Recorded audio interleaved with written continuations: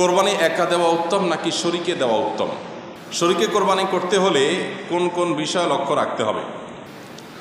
তিনজনে একটি গরু কোরবানি দিতে চাই, খরচ তিনজনের সমানভাবে বহন করব, গোশত সমান ভাগে ভাগ হবে, তবে দুইজনে দুই নাম করে এবং একজনে তিন নাম করে সম্মতিক্রমে মোট 7 নামে দেওয়া যাবে কিনা জানতে চাই।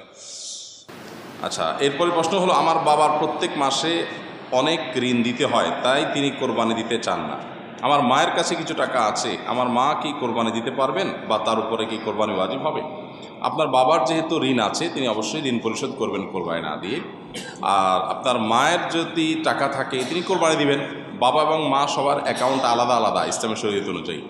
স্বামী স্ত্রী দুজনের অ্যাকাউন্ট আলাদা আলাদা। অনেক সময় দেখা যায় আমরা এটাকে গুলিয়ে ফেলি, এটা গুলিয়ে ফেলার কোনো সুযোগ নেই। স্বামীর যদি টাকা না থাকে তো বেচারাও কোরবানি দিবে না, স্ত্রীর টাকা আছে তিনি কোরবানি দিবেন, তখন স্ত্রীর কোরবানির থেকে গোশত খাবে স্বামী। এই তো এরকম ব্যাপার না যে স্বামীর যেহেতু ঋণ আছে অতএব আমি কোরবানি দেব না, স্বামীর ঋণ আমি পরিশোধ করতে বাধ্য, এরকম না।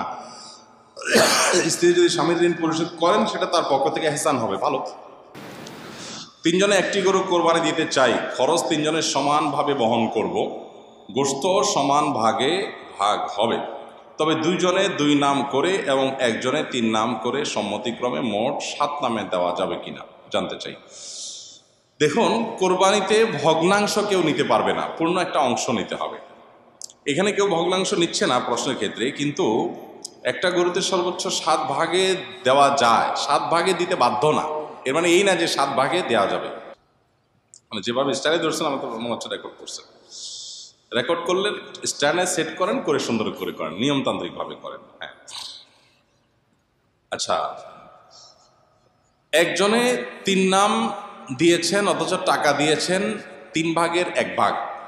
3 নাম মানে 3 জনের তরফ থেকে দিয়েছেন, তো আর বাকি 3জন সমান করে টাকা দিয়েছেন। তার মানে এখানে হয় 3 জনের পক্ষ থেকে হবে বা এক একজনের 2 জনের তরফ থেকে দিবেন, তাহলে 6 জনের তরফ থেকে হবে।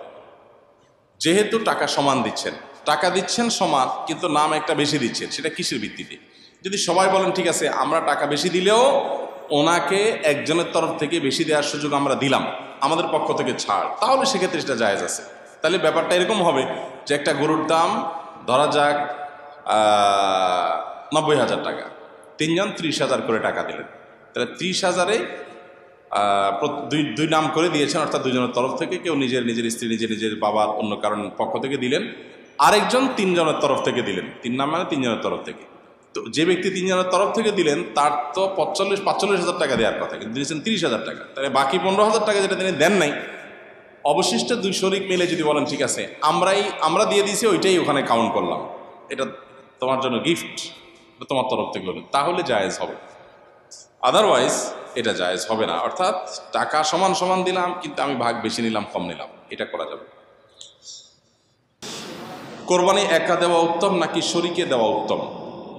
কোরবানি অবশ্যই ভাগে না দিয়ে একাকী দেওয়া উত্তম, এতে কোনো সন্দেহ নাই। আপনি একটা গরুর 7 ভাগের 1 ভাগ নিলেন, এটার চাইতে আপনি একটা ছাগল কোরবানি দিলেন, এই দ্বিতীয় অপশনটা অবশ্যই উত্তম, এতে কোনো সন্দেহ নাই।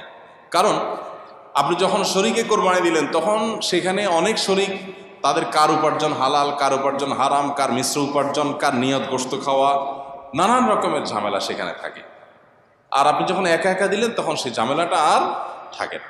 তো এই জন্য একাকী কোরবানি দিলে সেটা অধিকতর উত্তম হয়। আমরা সাধারণত গরু কোরবানি না দিলে আমাদের দিলটা শান্তি হয় না।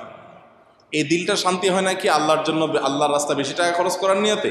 সেটাই যদি হয় তাহলে অন্য খাতে দানের ক্ষেত্রে কেন এত আগ্রহ দেখা যায় না? তো এই জন্য আসলে আমাদের নিয়তটাকে পরিশুদ্ধ করা দরকার যে আমরা কেন কোরবানি দিচ্ছি। অতএব কোরবানি আপনি একা একা দিতে পারলে সেটা উত্তম। হ্যাঁ, শরীকে দিলে সেটা জায়েজ আছে, না জায়েজ না। শরীকে কোরবানি করতে হলে কোন কোন বিষয় লক্ষ্য রাখতে হবে? শরীকে কোরবানি করতে হলে আপনাকে লক্ষ্য রাখতে হবে প্রথমত যে শরীক সবার উপার্জন যেন হালাল হয়। যদিও অনেকগুলো আমাদের মতে শরীকের কারোর উপার্জন হারাম হলে বা কারোর নিয়ত গোশত খাওয়া হলেও আপনার কোরবানির কোনো অসুবিধা হবে না, তারপরও আপনার এই গোশতে, এই ইবাদতে, এই কোরবানিতে তার যেহেতু ভাগ আছে, সেখানে যদি এক একজনের এক এক নিয়ত থাকে, বিশেষ করে একজনের নিয়ত হলো শুধু গোশত খাওয়া, তার আসলে কোরবানির উদ্দেশ্য না। তাহলে সেক্ষেত্রে আপনার অন্য সবারই কোরবানি হবে কিনা সেটা নিয়ে যেমন বললাম অনেক ওলামাদের মধ্যে হবে, আবার অনেক ওলামা একরাম ফোকাহ একরামের মতে কিন্তু এটা হবে না, কারণ এখানে পশু একটাই জবাই হচ্ছে, নিয়ত একজন এক একটা হলো এটা গ্রহণযোগ্য না। এক। দ্বিতীয়ত হলো নবী সাল্লাল্লাহু আলাইহি ওয়াসাল্লাম বলেছেন ইন্নাল্লাহা তাইয়্যিবুন লা ইয়াকুলু ইল্লা তাইয়্যিব, আল্লাহ পবিত্র, পবিত্র ছাড়া কিছু গ্রহণ করেন না। অতএব কোরবানির পশুতে হারাম টাকা কেউ ইনভেস্ট করলো, আল্লাহ এটা গ্রহণ করবেন না। এখন আপনি বলবেন যে আমি তো আর হারাম টাকা ইনভেস্ট করি নাই, তারটা আমাকে কেন পোহাতে হবে? আপনাকে পোহাতে হোক বা না হোক, তার ওইটার দায় আপনাকে নিতে হোক বা না হোক, কিন্তু হারামের সাথে মিশ্রণ হয়ে যাচ্ছে আপনার টাকা, তো এই টাকাটা তো মিশ্রণ হোক সেটা আপনি না চাওয়া উচিত। সেই সব জায়গা থেকে শরীকে কোরবানি করলে সবার উদ্দেশ্য ঠিক আছে এটা খেয়াল করা দরকার। ইখতিলাফের ঊর্ধ্বে উঠেও এটা খেয়াল করা দরকার যে সবার নিয়তটা ঠিক আছে, সবাই মুখলেস মানুষ, শরীকরা ভালো মানুষ এবং উপার্জনগুলো হালাল, এটা দেখা দরকার। দ্বিতীয়ত গোশতের ভাগ ইত্যাদি যখন হবে তখন ইনসাফের সাথে ভাগ হচ্ছে কিনা সেটাও খেয়াল করা দরকার। এক্ষেত্রে যদি বেইনসাফি করেন সেটা গুনাহ হবে। আবার কোরবানি অশুদ্ধ হয় কিছু কারণে, সেগুলো যেন না থাকে খেয়াল করা দরকার। যেমন আপনার কসাইকে আপনি গোশত দিয়ে পারিশ্রমিক দিলেন বা টাকা কম দিয়ে গোশত দিয়ে পোষায় দিলেন, তাহলে এটা পারিশ্রমিকই হলো আলটিমেটলি, এটা জায়েজ নেই। শরীকে কোরবানি দিলে এগুলো বিশেষভাবে খেয়াল করতে হয়, কারণ শরীকে এক একজন এক এক চিন্তার, সবাইকে এক করে তারপরে কোরবানি করার চেষ্টা করতে হবে। ভালো মানুষ বেশি দিন বাঁচে না, কথাটা কি সত্য? কারণ সমাজে যখন কোনো ভালো মানুষের মৃত্যু হয় তখন এরকম কথা শোনা যায়, অনেকেই এরকম কথা বলেন যে ভালো মানুষ বেশি দিন বাঁচে না। এটা আসলে কোনো কোরআন হাদিসের কোনো কথা যে এরকম না, বরং নবী করিম সাল্লাল্লাহু আলাইহি ওয়াসাল্লামের একটা হাদিস আছে আমরা জানি, খায়রুন নাসি মান তালা আমরুহু ওয়া হাসুনা আমালুহু, সবচেয়ে উত্তম মানুষ হলো সে যার হায়াত বেশি পায় আবার আমলও বেশি করতে পারে, এ হলো সবচেয়ে উত্তম মানুষ। তাহলে ভালো মানুষ হলেই হায়াত কম পায়, অল্প বয়সে মরে গেলে সেই ভালো মানুষ, এত সহজ ক্যালকুলেশনের সুযোগ নেই। অনেক খারাপ মানুষ অল্প বয়সে মারা যায়, আবার অনেক ভালো মানুষ অনেক দীর্ঘ হায়াত পেয়ে তারপরে মারা যান। অতএব কে কত হায়াত কম পেয়েছে বেশি পেয়েছে এটার উপরে আসলে ভালো মানুষ খারাপ মানুষ হওয়া নির্ভর করে না। ভালো মানুষ খারাপ মানুষ হওয়া নির্ভর করে ভালো কাজ করে যেতে পেরেছেন কিনা এটার উপরে। বরং যদি ভালো কাজ করার সুযোগ পায় তাহলে দীর্ঘ হায়াত পেলে আরো ভালো, নবী সাল্লাল্লাহু আলাইহি ওয়াসাল্লাম বলেছেন। অতএব আমরা যে বলি অল্প বয়সে মারা গেলেই বলি যে লোকটা ভালো ছিলেন, ভালো মানুষ দেখে বেশি দিন বাঁচেন নাই, এরকমটি এত সহজে যোগ বিয়োগ করা ঠিক না। তবে হ্যাঁ, কেউ মারা যাওয়ার পর সে যদি সত্যি ভালো হয় তো সুধারণা করা যেতে পারে, এতে কোনো সমস্যা নেই। কোরবানি একা দেওয়া উত্তম নাকি শরীকে দেওয়া উত্তম? শরীকে কোরবানি করতে হলে কোন কোন বিষয় লক্ষ্য রাখতে হবে?